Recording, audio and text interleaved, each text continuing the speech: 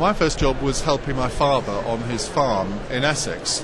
And I guess the work started from about the age of 8. And at the age of 8, I was driving a combine harvester, unaccompanied, on my own, all day, every day during the summer. Now, imagine if that scenario happened now, what people would say. I mean, my father would be prosecuted, probably, for child abuse. And he used to, obviously, cart the corn in a tractor and trailer, and he would take a trailer full of wheat with about 8 kids from the village on the top of the wheat, on the road, back to the farm. And I mean, I look back on those days, and it was a brilliant childhood. But you couldn't operate like that now because of all of the health and safety rules that have come in, which would, I mean, nobody in their right mind would think about doing it. But at the time, it wasn't considered abnormal, it wasn't considered dangerous. Yes, once or twice, I guess, sort of on a farm that accidents happen. I remember stabbing my big toe with a pitchfork at the age of 9.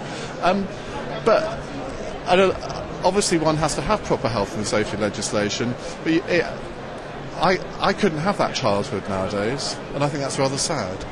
It sounds like great fun. Oh, it was brilliant fun. I mean, I reckon that I had the perfect childhood, and isn't it a shame the way I've turned out? Of course, I mean, the rural industries do have a very high occurrence of fatalities and accidents. Yes, they do, and I don't think whatever rules and regulations you bring in, you can't eliminate accidents in a farming environment. I mean, we used to go into the corn silos and make sure they were levelled out, and of course there were lots of accidents related to those.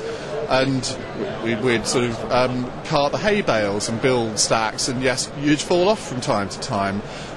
It's a really difficult balance to strike between trying to outlaw what is clearly a flagrant abuse and actually allowing things where you know that there will be accidents, but you just have to accept that they will occur. But you had the freedom to learn how to manage risk by the sound of it. Well, exactly, and every decision you make in life is a judgment call. You hope that most of the time you get it right.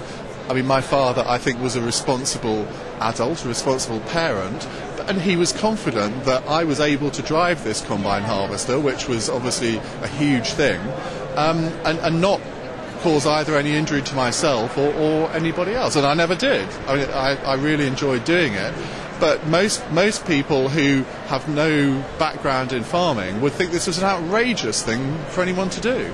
It sounds as though your father had trust in you.